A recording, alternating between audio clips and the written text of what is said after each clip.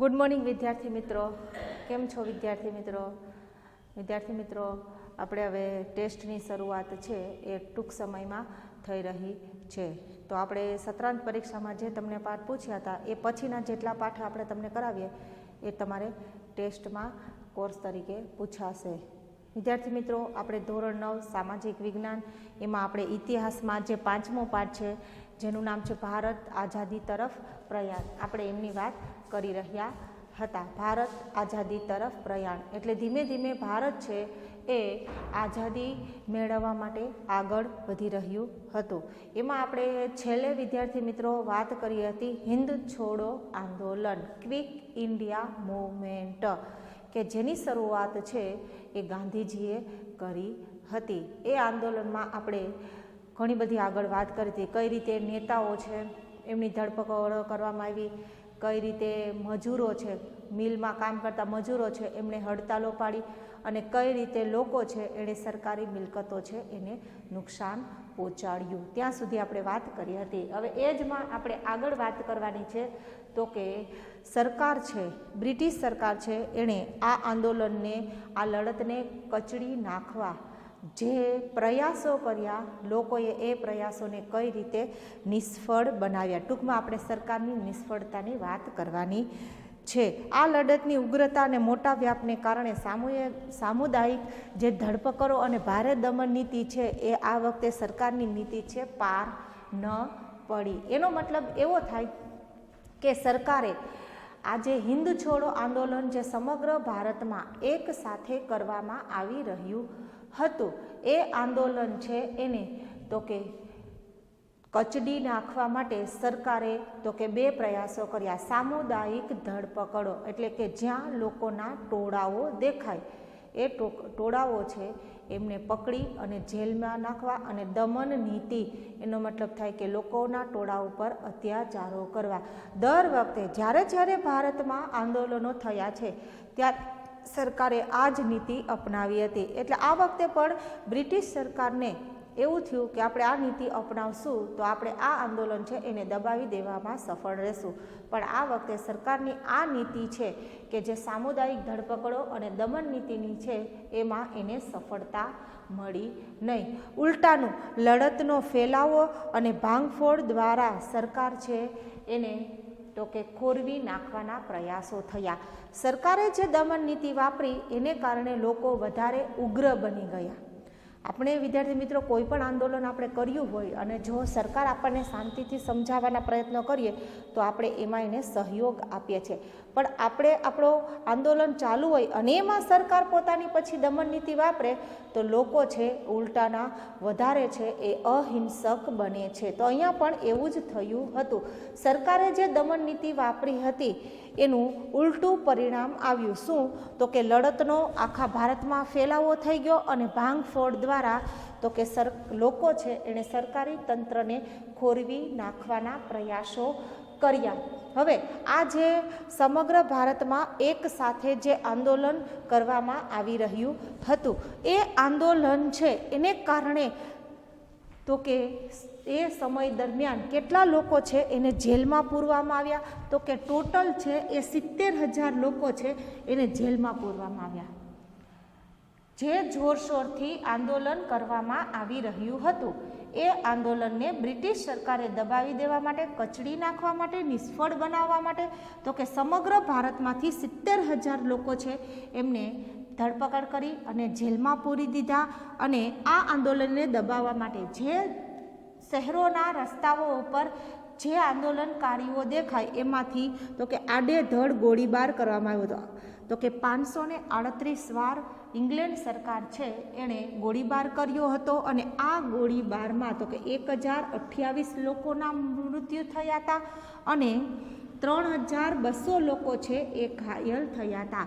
ટૂંકમાં બ્રિટિશ સરકાર છે એ ગમે તેમ કરી અને આ આંદોલન છે એને નિષ્ફળ બનાવવા માટે, કારણ કે બ્રિટિશ સરકારને ખબર હતી કે જો આંદોલન સફળ થશે તો અમારે ભારત છોડવું પડશે અને ભારત છે એમાં વધારે સમય માટે શાસન કરવું હોય તો આંદોલનને ગમે તેમ કરી અને દબાવી નાખવું પડશે. એટલે આંદોલનને દબાવી દેવા માટે એણે દમન નીતિ વાપરી અને સાથે સાથે સામૂહિક ધરપકડો પણ વાપરી હતી. તમારા જેવા વિદ્યાર્થી મિત્રોએ પણ આ આંદોલનમાં પૂરેપૂરો સહયોગ આપ્યો હતો. અમદાવાદ છે, બિહારનું પટના શહેર છે, એમાં વિદ્યાર્થી મિત્રો છે એ રસ્તાઓ પર આવી ગયા હતા અને સરકાર છે, જે બ્રિટિશ સરકાર છે, એમની જે નીતિઓ છે એનો વિરોધ કરવા માટે રેલીઓ કાઢતા હતા. તો આવી રેલીઓ પર પણ તો કે ઇંગ્લેન્ડ સરકાર છે, બ્રિટિશ સરકાર છે, એણે ગોળીબાર કર્યો હતો. એટલે ઘણા બધા અમદાવાદના અને પટનાના વિદ્યાર્થીઓ છે એમણે પણ હિન્દ છોડો આંદોલન દરમિયાન પોતાનો જીવ ગુમાવ્યો હતો. એના પછીનું છે કે બ્રિટિશ સરકાર હવે વધુ સમય ભારતમાં પોતાનું શાસન ટકાવી શકશે નહીં.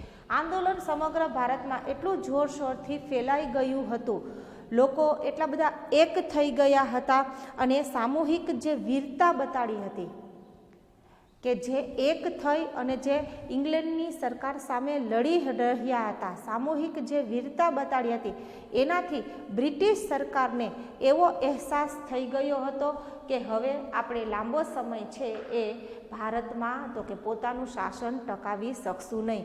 કારણ કે આ આંદોલન છે એ એટલું બધું વેગીલું હતું અને સમગ્ર ભારતમાં ફેલાયેલું હતું. એટલે બ્રિટિશ સરકાર છે એને જે રોકવાના પ્રયાસો કરી રહી હતી એમાં એને નિષ્ફળતા મળી હતી.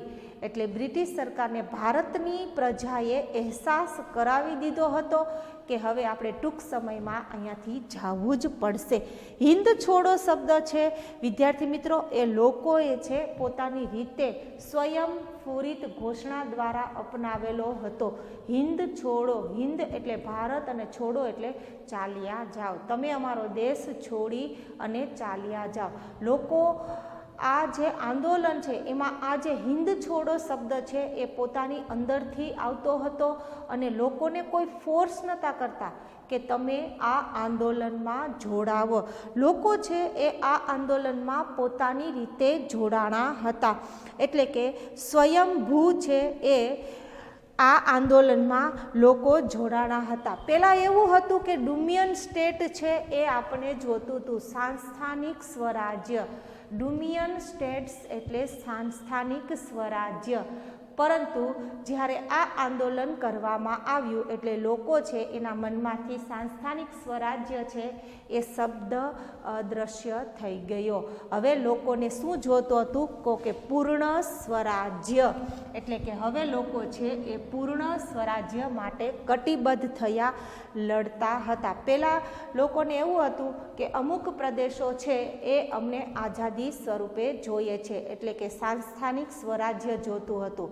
પરંતુ હિન્દ છોડો આંદોલનથી લોકો છે એના મનમાં સાંસ્થાનિક સ્વરાજ્ય જે શબ્દ છે, ખ્યાલ છે, એ દૂર થઈ ગયો અને હવે લોકોને તો કે પૂર્ણ સ્વરાજ્ય જોઈએ છે. લોકો પૂર્ણ સ્વરાજ્ય માટે લડતા હતા. લોકો આ આંદોલનમાં એટલી અભૂતપૂર્વ શક્તિ બતાડી હતી, વીરતા બતાડી હતી, એકતા બતાડી હતી, એને કારણે જ વિદ્યાર્થી મિત્રો આપણને આઝાદી મળી છે. ઈસવીસન 1942માં આપણે આ આંદોલન કર્યું અને એ પછી 5 વર્ષ પછી એટલે કે ઈસવીસન 1947માં ભારત છે એને સંપૂર્ણ સ્વતંત્રતા મળી. એટલે કે આપણું જે ભારત છે એ આઝાદ થઈ ગયું હતું. તો વિદ્યાર્થી મિત્રો, જે હિન્દ છોડો આંદોલન છે એ પરીક્ષાની દ્રષ્ટિએ અત્યંત મહત્વપૂર્ણ છે. હવે એના પછીનો જે ટોપિક છે આપણે ચલાવવાનો છે એ પણ તો કે મોસ્ટ આઈએમપી ટોપિક છે. દર વખતે પરીક્ષામાં આ ટોપિક છે એ આવે જ છે. ટોપિકનું નામ છે આઝાદ હિન્દ ફોજ. આઝાદ હિન્દ ફોજ અને સુભાષચંદ્ર બોઝ.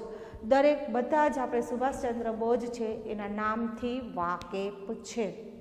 તમે 8મા ધોરણમાં હતા ત્યારે પણ તમે આઝાદ હિન્દ ફોજ અને સુભાષચંદ્ર બોઝ છે એમનાથી તમે અભ્યાસ કરીને આવ્યા છો. તો આ જે સુભાષચંદ્ર બોઝ છે અને એમની જે સેના હતી આઝાદ હિન્દ ફોજ, એણે ભારત છે એની આઝાદી માટે કેવા કેવા પ્રયાસો કર્યા, આપણે એમની વાત કરવાની છે. વિદ્યાર્થી મિત્રો, જ્યારે તમે કોઈ પણ વ્યક્તિ છે એનું ટૂંકનોંધ સ્વરૂપે પરિચય લખતા હોય ત્યારે શરૂઆત છે એ એમના જન્મથી થવી જોઈએ અને ટૂંકનોંધનો જે એન્ડ છે એ તો કે કોનાથી, તો કે એના મરણ દિનથી, ટૂંકમાં જ્યારે એનું મૃત્યુ થયું ત્યાંથી થવું જોઈએ.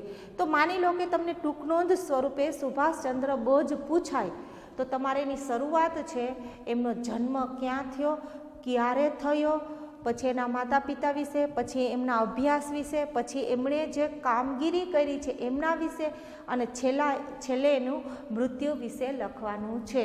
તો સુભાષચંદ્ર બોઝની આપણે વાત કરીએ.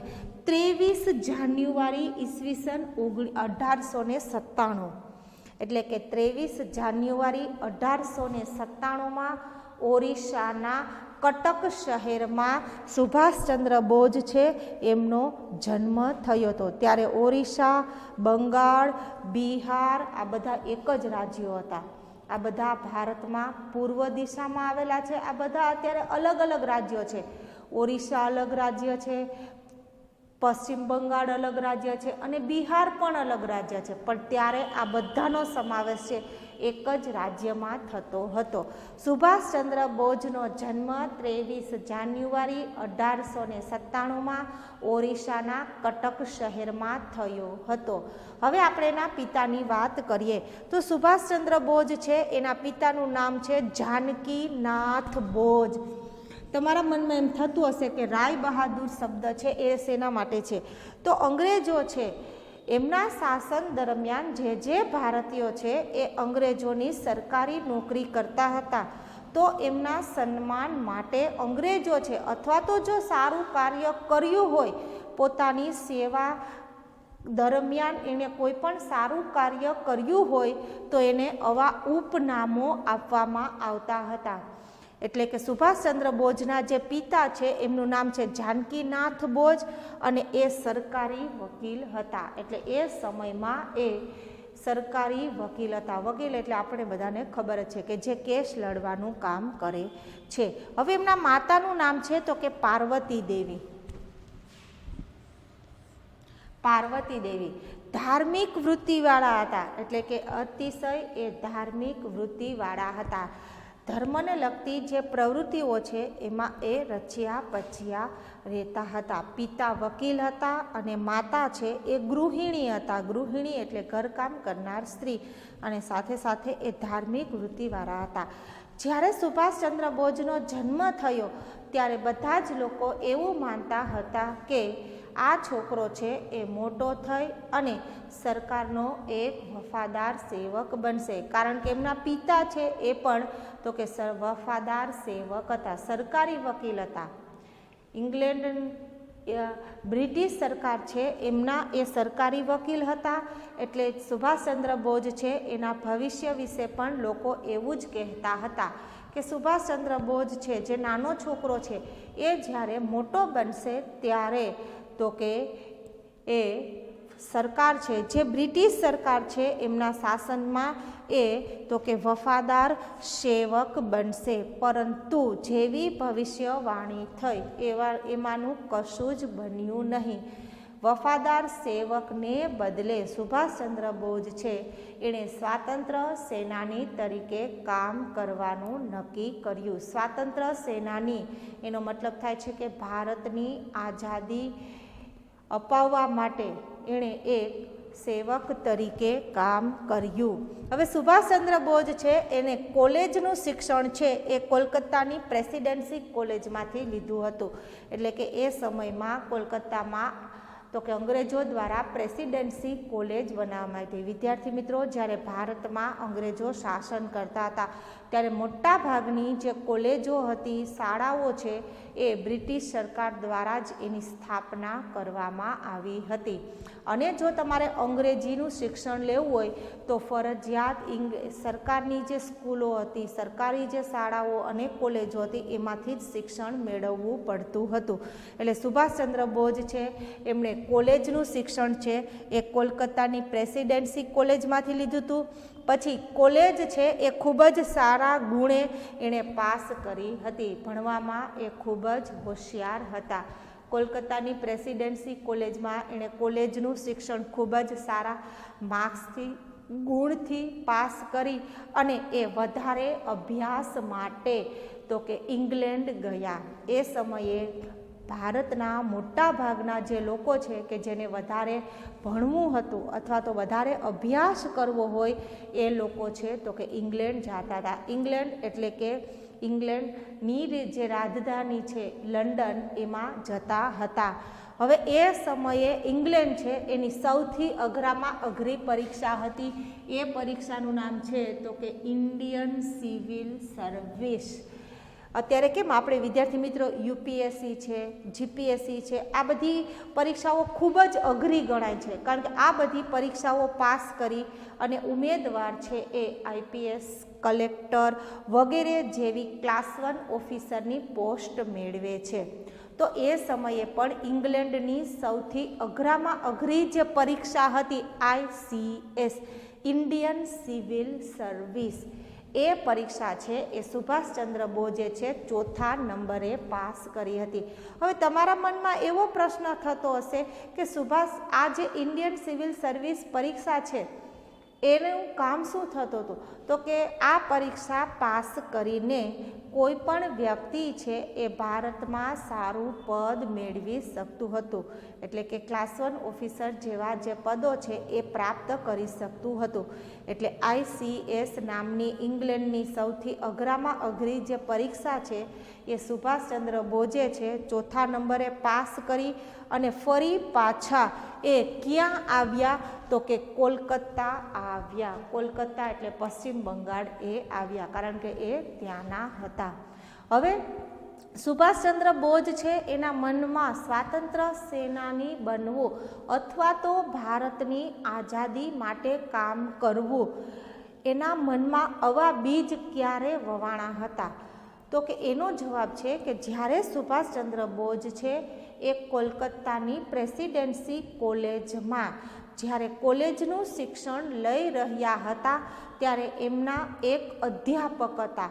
અધ્યાપક એટલે કે પ્રોફેસર થાય. આપણે કેમ શાળાઓમાં શિક્ષકો હોય છે એમ કોલેજોમાં અધ્યાપક હોય છે. તો કે પ્રેસિડેન્સી કોલેજમાં એક અધ્યાપક હતા અને એમનું નામ હતું અધ્યાપક પ્રોફેસર ઓટ. હવે જે પ્રોફેસર હતા એ કેવા હતા? તો કે રંગભેદની નીતિ અને ભારતીય વિદ્યાર્થીઓનું અપમાન કરતા હતા. રંગભેદની નીતિ, આપણે બધાને ખબર છે કે ભારત છે એ ગરમ આબોહવાવાળો દેશ છે. એટલે આપણા બધાના જે ચામડીનો રંગ છે એ બહુ વધારે તો કે સફેદ નથી. જ્યારે ઇંગ્લેન્ડના જે અંગ્રેજો છે એ ઠંડી આબોહવાળા ધરાવતા પ્રદેશોના હતા. એટલે એ લોકોનો જે ચામડીનો રંગ છે એ અતિશય ગોરો હતો. એટલે કે અધ્યાપક છે ઓટ એ કોલેજમાં તો કે રંગભેદની નીતિ રાખતા હતા કે જે ઇંગ્લેન્ડના વિદ્યાર્થીઓ છે એમની સાથે સારું વર્તન કરતા હતા અને જે ભારતીય વિદ્યાર્થીઓ છે એની સાથે એ ખરાબ વર્તન હતા. બસ તે જ દિવસથી સુભાષચંદ્ર બોઝ છે એના મનમાં ક્રાંતિના બીજ વવાણા. એટલે કે આ જે ઓટનું જે વર્તન હતું ભારતીય વિદ્યાર્થીઓ પ્રત્યેનું, એ જ વર્તને સુભાષચંદ્ર બોઝ છે એના માનસમાં, એના મનમાં, મગજમાં ક્રાંતિના બીજ વાવ્યા હતા. ભારતના સ્વાતંત્ર્ય સંગ્રામમાં એમને ખૂબ રસ હતો. એટલે કે જ્યારે એ વિદ્યાર્થી હતા ત્યારથી જ એના મનમાં ક્રાંતિના બીજ રોપાઈ ગયા હતા અને એને પહેલેથી જ રસ હતો કે હું ભારતની આઝાદી માટે કાંઈક કરું. અને એ પછી એ જ્યારે આ પરીક્ષા પાસ કરીને આવ્યા એટલે કે ન પ્રોફેસર બન્યા, ન કોઈ પણ સરકારી ખાતામાં એ જોડાણા, પણ કેમાં? તો કે હિન્દી મહારાષ્ટ્રના સક્રિય કાર્યકર્તા બની ગયા. એટલે કે કોંગ્રેસ જેવા એ પરીક્ષા પાસ કરી અને ઇંગ્લેન્ડથી કોલકાતા પાછા આવ્યા એટલે એના મનમાં ક્રાંતિના બીજ તો પહેલેથી જ વવાઈ ગયા હતા અને પછી તો કે એ સીધા કોંગ્રેસમાં જોડાઈ ગયા, સક્રિય કાર્યકર્તા એટલે કે હંમેશા કામ કરનારા કાર્યકર્તા બની ગયા. પછી ઈસવીસન 1923માં રાષ્ટ્રીય સ્વરાજ્ય પક્ષમાં એ જોડાણા અને એટલું સારું કામ કર્યું કે યુવાનોના લોકપ્રિય નેતા બન્યા. આ પણ એક પક્ષનું નામ છે, રાષ્ટ્રીય સ્વરાજ્ય પક્ષ. ઈસવીસન 1923માં સુભાષચંદ્ર બોઝ છે એ રાષ્ટ્રીય સ્વરાજ્ય પક્ષમાં જોડાણા અને પછી એટલું સારું કામ કર્યું કે લોકોના એ તો કે નેતા બની ગયા. પછી જ્યારે ગાંધીજી છે એણે સવિનય કાનૂન ભંગની લડત ચલાવી હતી ત્યારે પણ એણે એ લડતમાં ખૂબ જ આગળ પડતો ભાગ લીધો હતો અને એ લડત દરમિયાન એ જેલમાં પણ ગયા હતા. સવિનય કાનૂન ભંગ ઈસવીસન 1930માં ગાંધીજીએ આ આંદોલન ચલાવ્યું હતું અને આ આંદોલનમાં તો કે સુભાષચંદ્ર બોઝ છે એણે ખૂબ જ સારું એવું કામ કર્યું હતું અને સાથે સાથે સુભાષચંદ્ર બોઝ છે એમને તો કે જેલમાં પણ જવું પડ્યું હતું. પછી ઈસવીસન 1938માં હરિપુરા સુરતમાં કોંગ્રેસનું જે અધિવેશન ભરાણું એ અધિવેશનમાં તો કે સુભાષચંદ્ર બોઝ છે એની માત્ર ત્યારે સુભાષચંદ્ર બોઝ છે 41 વર્ષના હતા અને 41 વર્ષ એટલે વિદ્યાર્થી મિત્રો યુવાન વય કહેવાય છે. તો કે 41 વર્ષની યુવાન વયે એ કોંગ્રેસના તો કે પ્રમુખ બની ગયા, અધિવેશનના પ્રમુખ બની ગયા. એટલે કે એનામાં જે યોગ્યતા હતી, લોકપ્રિયતા હતી એ એમણે બનાવી દીધી. હવે જ્યારે સુભાષચંદ્ર બોઝ છે એ કોંગ્રેસમાં જોડાણા, કોંગ્રેસના અધ્યક્ષ પ્રમુખ પણ બની ગયા અને એ પહેલાંથી જ તો કે જ્યારે ગાંધીજી પણ એ જ સમયે કોંગ્રેસમાં હતા એટલે ગાંધીજી તો પહેલેથી જ કોંગ્રેસમાં હતા. સુભાષચંદ્ર બોઝ છે એ તો એમનાથી ઘણા નાના હતા એટલે પછીથી જોડાણા હતા. એટલે કે બંને એક જ પક્ષમાં હતા. ગાંધીજી અને સુભાષચંદ્ર બોઝ છે એ બંને એક જ પક્ષમાં હતા. પણ જરૂરી નથી વિદ્યાર્થી મિત્રો કે બે નેતાઓ જ્યારે એક પક્ષમાં હોય ત્યારે એમના વિચારો મેળ ખાતા ન હોય, કારણ કે ગાંધીજીના વિચારો પણ અલગ હતા અને સુભાષચંદ્ર બોઝ છે એમના વિચારો પણ અલગ હતા. એટલે બંને એક જ પક્ષમાં હતા પરંતુ બંનેના જે વિચારો છે એ ખૂબ જ અલગ હતા. એટલે ગાંધીજી સાથે તો કે વિચારોમાં મનમેળ ન થયો. ગાંધીજીના જે વિચારો હતા અહિંસક વિચારો હતા કે અંગ્રેજો ગમે તેવું કરે, આપણે હિંસાના માર્ગે જવું નથી. આ જે સિદ્ધાંત છે એને લઈ અને ગાંધીજી છે એ આઝાદીના પ્રયાસો કરી રહ્યા હતા, જ્યારે સુભાષચંદ્ર બોઝ છે એ ગમે તે કરવા તૈયાર હતા આઝાદી મેળવવા માટે. એટલે એમના જે વિચારો હતા એ થોડાક હિંસા જેવા હતા. એટલે ગાંધીજી અમને સુભાષચંદ્ર બોઝના વિચારો છે એ મેળ ન આવ્યા. એટલે વિચારોનો મેળ ન આવ્યો, વિચારો છે એનો મન મેળ ન થયો એટલે સુભાષચંદ્ર બોઝ છે એણે તો કે જે કોંગ્રેસ છે એમને છોડી દીધી. કારણ કે ગાંધીજી તો ખૂબ જ જૂના કાર્યકર્તા હતા એટલે એ તો કોંગ્રેસને છોડે એમ નહોતા. એટલે વિચારોનો મન મેળ ન આવ્યો એટલે સુભાષચંદ્ર બોઝ છે એણે કોંગ્રેસ છોડી દીધી. અને જેવી એણે કોંગ્રેસ છોડી એ પછી તો કે ઈસવીસન 1939માં ફોરવર્ડ બ્લોક કોંગ્રેસ છોડી દીધી અને સુભાષચંદ્ર બોઝ છે એણે પોતાનો એક નવા પક્ષની સ્થાપના કરી. ક્યારે? તો કે ઈસવીસન 1939માં સુભાષચંદ્ર બોઝે ફોરવર્ડ બ્લોક નામનો નવો પક્ષ સ્થાપ્યો. હવે આ પક્ષ નવો હતો, એને મજબૂત બનાવવો, લોકો સુધી પહોંચાડવો અને એને પ્રસિદ્ધ કરવા માટે તો કે સુભાષચંદ્ર બોઝ છે એણે તો કે સભાઓ સંબોધી. કારણ કે કોઈ પણ જ્યારે નવા પક્ષની શરૂઆત થાય છે ત્યારે લોકો સુધી એ પક્ષના વિચારો પહોંચાડવા માટે આ પક્ષ છે એ ભવિષ્યમાં શું કામ કરવાના છે. તો એ માટે તો કે સુભાષચંદ્ર બોઝ છે એણે અસંખ્ય સભાઓ બોલી, પછી આખા ભારતનો પ્રવાસ કર્યો, કારણ કે પક્ષ નવો હતો, એ પક્ષ શું કામગીરી કરવાનો હતો, એ જે સુભાષચંદ્ર બોઝના પક્ષના જે વિચારો છે એ ભારતના ગામડાના છેવાડાના નાગરિકો સુધી પહોંચી શકે, એ માટે સુભાષચંદ્ર બોઝ છે એણે સમગ્ર ભારત છે એનો તો કે પ્રવાસ કર્યો, બ્રિટિશરો વિરુદ્ધ જનમત જાગૃત કર્યો. એટલે કે ભારતનો ઘણો બધો વર્ગ છે એ હજુ જાગૃત નથી થયો આઝાદી મેળવવા માટે. બ્રિટિશરો જે કાંઈ પણ ભારતમાં કરી રહ્યા છે, ઘણો બધો વર્ગ છે આને નસીબ સમજી અને સ્વીકારી રહ્યા છે. તો આ વર્ગને જાગૃત કરવો એ સૌથી મોટી જવાબદારી છે, અને એ જવાબદારી છે એ સુભાષચંદ્ર બોઝે કરી હતી. ભારતના પ્રવાસ દરમિયાન એણે બ્રિટિશરો વિરુદ્ધ છે એ લોકોને ઊભા કર્યા, પછી ઠેર ઠેર એણે રેલીઓ અને સભાઓ કરી. ધીમે ધીમે ફોરવર્ડ બ્લોક છે એ પ્રસિદ્ધિ પામતો ગયો. હવે અંગ્રેજો સુધી જ્યારે આ વાત પહોંચી કે સુભાષચંદ્ર બોઝ છે એ પોતાનો પક્ષ છે અને એમના જે વિચારો છે અને ભારતની આઝાદી માટે એ ખૂબ જ સારા પ્રયત્નો કરી રહ્યા છે, ત્યારે આ વાત છે એ અંગ્રેજોને ન ગમી. કારણ કે અંગ્રેજો પહેલેથી જ હોશિયાર હતા, એમને ખબર હતી કે કઈ વ્યક્તિથી અમને નુકસાન થવાનું છે અને કઈ વ્યક્તિથી અમને લાભ થશે. જેનાથી અંગ્રેજોને નુકસાન થવાનો ડર હોય એ વ્યક્તિને અથવા તો એ વ્યક્તિ જે પક્ષમાં કામ કરી રહ્યું હોય એ પક્ષને એ પહેલેથી જ દબાવી રહ્યા હતા.